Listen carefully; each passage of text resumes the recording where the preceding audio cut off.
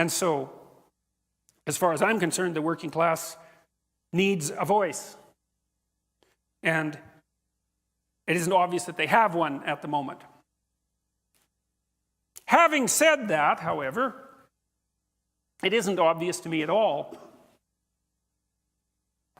that the people who purport to stand for the working class actually do so, or that if they do so, that the reason they do so is because they're all compassionate and sympathetic and loving and kind and saint-like. I'm more convinced by Orwell's argument. So back to the NDP. The people I met at the leadership level, a lot of them I had a fair bit of admiration for, but as I worked with the party over about a 5-year period, there was this contradiction that kept emerging for me, and that was that I didn't really like the low-level party functionary activist types. Like, they just weren't personally appealing to me. They seemed peevish and resentful. And then, at the same time, I was going to college. I was about 17. I got elected to sit on the college board of governors, and at that time, Alberta was conservative, politically, right? It still is, of course, but it was part of the progressive conservative empire, because they ruled Alberta forever. And all the Board of Governor members were basically nominees, right? They were conservative nominees, so these were conservative people. And I was an NDP member, and I thought, and I'd worked for small businessmen too who weren't NDP. They were conservative. You can never figure that out, but I'll tell you about that in a minute. But I had a bad case of cognitive dissonance because it actually turned out that I admired the people on the Board of Governors. And they were mostly, it was in Grand Prairie, it's not a very big place, and it's not very old. And so if you were reasonably successful in Grand Prairie, the probability that you had inherited your money from the aristocracy was like 0, because there wasn't one, right? The whole damn town was 50 years old. So if you had any influence or wealth, you were a small businessman, small to middle-sized businessman, and you knew what you were doing. And I actually admired these people. I thought, well, that's not very good. I admire them, and I don't share their political views. And then there's these other people with whom I hypothetically share political views, and I don't admire them at all. What's going on? And then I read Road to Wigan Pier, and I thought, oh, that's it. They don't like the poor, they just hate the rich. It's not the same thing. It's not the same set of motivations. And so let's say that you're a postmodernist and you privilege compassion for the oppressed. Think, well, what do you push to the margins? Well, what are you doing with all your hatred and your resentment and your evil? It's like, you don't have any of that? That's a bad theory. That's a really bad theory. Okay, so fine. So you can say, well, yeah, you can say that, but I don't buy it. I still think that the people who stand to speak for the oppressed are in fact motivated by empathy and sympathy. Their hearts are in the right place. See, I don't really buy that either, because I don't really think, generally speaking, that it's a credible claim for someone to make that their heart is in the right place. Now, you can ask that of yourself, and if you think your heart is in the right place, well, more power to you. You know, I can't see the halo from here, however.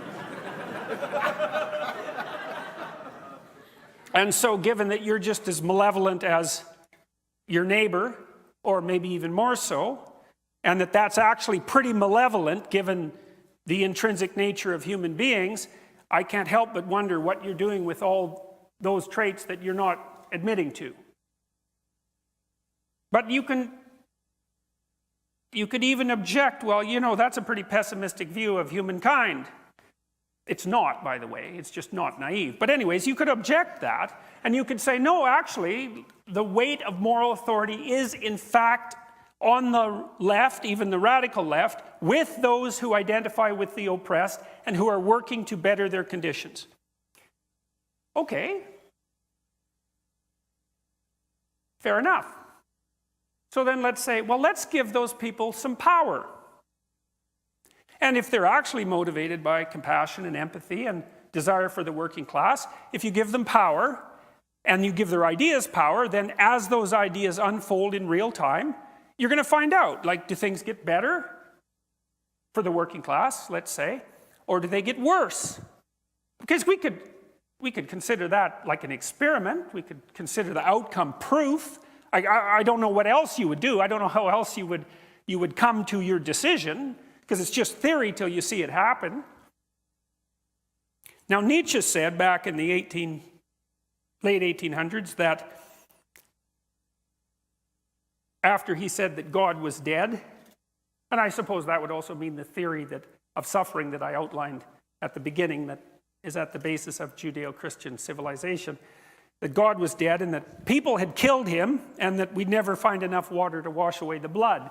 It's a paraphrase, but I've got the basic message right. And he also said there'll be two consequences of that: nihilism, because there's no transcendent meaning, and a move to totalitarianism because people can't tolerate nihilism. And he said the most likely pathway to totalitarianism would be communism, essentially. He didn't quite use those words, but he meant that. The words are close enough. He said socialism, but I'm going to use communism to distinguish it from democratic socialism. And he said that probably tens of millions of people would die in the 20th century as we played out that experiment. And then he said, but it might be worth it if we learn something from it. Rough, man. I mean, and unbelievable. Like, I cannot figure out how in the world he knew that was going to happen, especially so far in advance. But Dostoevsky knew the same thing. He wrote this book called The Devils, or The Possessed. You could read that. That's a great book. It takes about 150 pages to get going. But once it like everything snaps together after that, you know, and then it moves. And it's basically his prophecy about, it's an examination of the kind of person who had arisen in the aftermath of the death of God in Russia, who would lead the communist revolution. That's essentially it. It's brilliant. It's terrifying. And it's a great intro to Solzhenitsyn's Gulag Archipelago, which describes what did happen when those sort of people took over the revolution. So let's look at what happened after the revolution. And we might say, well, how about we replicate the experiment a few times? Because you know how it is. If you're running a scientific experiment, you want to find out what something does if you allow it to behave. You don't want to just run it once because, well, maybe there was something specific about those conditions that led to the outcome. You want to generalize it across multiple circumstances. So we might say, well, let's take this set of ideas and let's run it on a large scale over a very long period of time in a variety of exceptionally diverse cultures and languages. So let's do that. Okay, well, we could first start with the Soviets. People, even now, because it's like the 100th anniversary of the Russian Revolution, are celebrating Lenin. It's like, that's not good. That's like celebrating Hitler. Okay, I'm dead serious about that. It's not good. And the fact that people can dare to think that that's okay means that there's something wrong with the way that we look at history. Lenin was a monster. And if you want to know about that, you can read Solzhenitsyn's writings about Lenin. Because the communist apologists say, well, it wasn't Lenin. Lenin was a good guy. He was all motivated by love of the working class. It's like, well, his henchman was Stalin. And if your henchman is Stalin, you're not a good guy. and Lenin was around during the early collectivization. And if you read what he wrote, you'll find out that he was perfectly willing to have any number of people die as long as his ideological system could be brought into being. So there's no celebrating Lenin.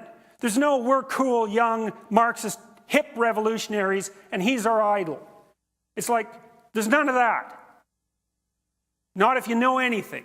Not if you're decent.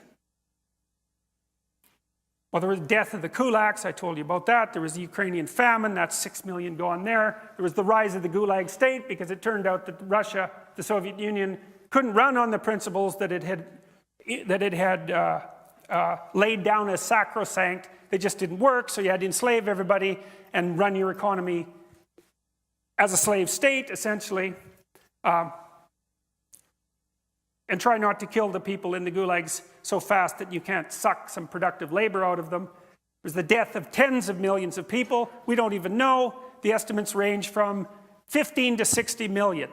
And like, we won't get too picayune about the numbers because after the first 10 million, you kind of made your point. And the fact that we don't know between 15 and 60 is actually an indication of the horror of it. Because our count is off by tens of millions. And that's only within the last century. And then there was the 1956 crackdown on Hungary and the 1968 invasion of Czechoslovakia. Then there was the whole thermonuclear Holocaust thing that was going on at the same time, and the fact that in 1962 and in 1984 we were seconds away from complete annihilation, right? During the Cuban Missile Crisis, the keys were in the intercontinental ballistic missile release systems, and Castro, as he admitted to Jimmy Carter, in case any of you are Castro fans, which you shouldn't be, that he was perfectly willing to have Cuba annihilated if it would have meant the defeat of the United States. And then in 1984, approximately, I may have the date exactly wrong, the Russians received an indication from their early warning systems that the Americans had launched 5 thermonuclear missiles, and one Russian decided that it was a mistake and refused to launch the retaliation. And he just died about 2 weeks ago.